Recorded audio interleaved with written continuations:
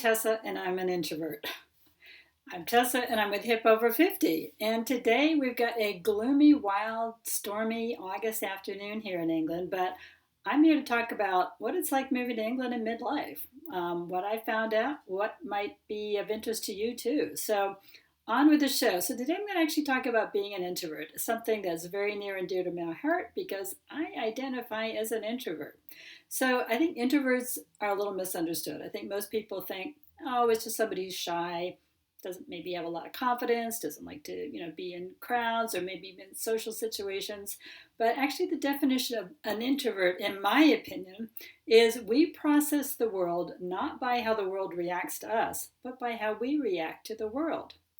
I would very much recommend reading Quiet, the book by Susan Cain, because she really set out the true characteristics of an introvert personality. I kind of went, aha, I got that light bulb moment when I read that. I said, that's me. We like quality over quantity when it comes to social interactions. We're happy with one or two, maybe three really tight friends that we really connect with. We don't need a big crowd of people to hang out with. We prioritize our inner over our outer life. We're very introspective and maybe a little reserved, and we are listeners rather than talkers. So some people may confuse that with being quiet, but hey, we're just listening and taking it all in. So we obviously prefer quiet situations surrounding small groups over large crowds. And I guess some introverts can be shy, but that's certainly not true of everyone. I think there's a lot of on the spectrum of introversion. I probably think I'm sometimes a little more of an extroverted introvert, but that's since I moved to England, and I'll explain why. So the other main characteristic of being an introvert is, and this is the one I think that really sticks out for me, we get charged or recharged by being alone. We need alone time to kind of charge our batteries up, whereas extroverts get charged up by being with other people. So if you see somebody that's constantly around other people, they're probably an extrovert. They feed off that energy of other people, whereas us introverts, we feed off our own energy, our own inner life. And we kind of need that downtime with ourselves to sort of process what is going on in our world around us. I mean, the pandemic was kind of a game changer, wasn't it? Did you go through it alone? I did, just due to circumstances. Yeah, through the whole thing. Well, with the exception of some very nice company during some of the third lockdown, I was pretty much on my own. And I'd say that was one time period when introverts coped a lot better than extroverts because being in isolation was not a big punishment for us. We may not have thrived, although I think some people may have. They may have come out of their introvert shell and said, you know what, this working from home stuff is pretty nice. It was clearly a time for introverts to shine. And I think, like I said, may have awakened some of those sleeping introverts to claim their true identity and say, yeah, that's me.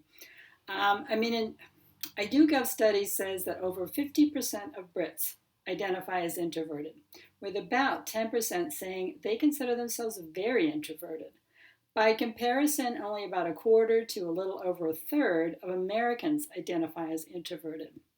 And I think the difference between the two countries is that here in the United Kingdom, people are able to function easily with their introversion. It's kind of the norm. Whereas in the US, I think you're made, and I felt like I was a little bit of a square peg because you are expected to be extrovert. In the US, I think introverts kind of have to hide or suppress their true nature because it's just not really, doesn't seem normal, quote unquote. Because being socially gregarious is considered a plus. People just assume that extroverts are better leaders. We all know about but a few politicians that have very large egos and very large extroverted personalities. And so I think being assertive or being pushy is not considered a negative in the US, where it definitely is here in the UK. And the other thing that I found in the US, I've worked in offices, I've worked in retail, and they love to prioritize working as a team. And that would just fill me with dread because if you're an introvert, you don't really want to be stuck with a team. You want to kind of do your own thing. That's how you function best. So I don't know if that's the same here in the UK, but it's very much part of the work culture in the US. And also in the US, it's not unusual for a complete stranger to come up and talk to you, whereas that is kind of unheard of in the UK. Although I will have to say that I've been guilty of that. I'll walk up to people if I'm either trying to diffuse a little bit of tension or trying to find out what's going on or trying to figure out what to do. I may walk up and talk to a stranger, and they always kind of look at me like, but then they hear my American accent. They go, "Oh, that explains it." But I think life in the UK as an introvert is a lot more conducive to your introversion. It's not You're not fighting it all the time. You're not expected to be outgoing. You're not expected to talk to strangers. You can be quiet and reserved because that's kind of considered normal here. It is really unusual for a stranger to strike up a conversation or try to get you into a conversation and put you on the spot. And gosh, they get plenty of time off, up to 28 days a year to have vacation or holiday time here. So it's like you can always kind of kick back and recharge your batteries. Whereas I remember working in the U.S., you'd be lucky to get 2 days off in a row, especially if you were working retail, let's say. And gosh, that just was not enough time. So I think life in the UK as an introvert is you don't have that pressure to fit in or be like everyone else. People here kind of let you do your own thing. You're not made to feel unusual if you don't want to interact, which is definitely not the case in the US culture. And I think that's why introverts really fit in well here, why they're kind of suited to British culture and probably most of the European culture as well. Because over here, we tolerate or accommodate an introvert's style of communication and their level of social interaction as much or as little as they want. Because in Britain, you don't want to stand out or make a show of what you know by speaking up. That is considered American and not a good thing. And Brits are very good at being in crowded and congested places and still staying in their own bubble. Again, they like that is, they don't want that unwanted or unexpected social interaction. I remember, in the pandemic, we had these long queues to wait to get into the grocery store, and you'd have to stand, 6 feet or 2 meters apart. You could be in a queue for half an hour and nobody would say a word. So you don't feel pressured here to have superficial conversations. I mean, yeah, you may get the usual kind of banter that you might come up with an acquaintance, but it's okay to just kind of carry on and do your own thing here. So I think that is the beauty of living here. If you're an introvert, there isn't that pressure to be social when you don't want to be. And I think the truth about being an introvert, like I said, is just you value your inner life more than your outer life.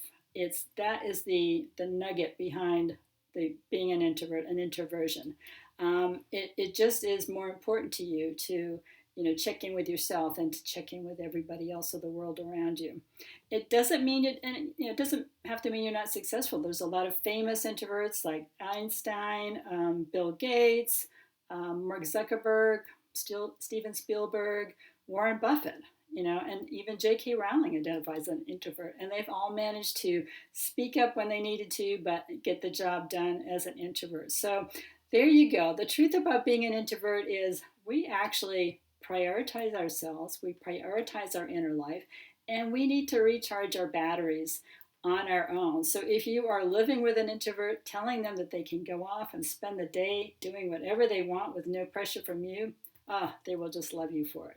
And if you're an introvert living with an extrovert, just say, honey, I love you, but I need to go spend some me time to check in with myself and, kind of get my introverted time alone so that I can function better in this relationship. So there you go. The truth about being an introvert. If you are an introvert and you're thinking of coming over to England or the United Kingdom, I know you'll love it. And I am so happy you're watching. Please put any comments and any thoughts you may have about being an introvert below. And of course, I will see you on the next video. Bye for now.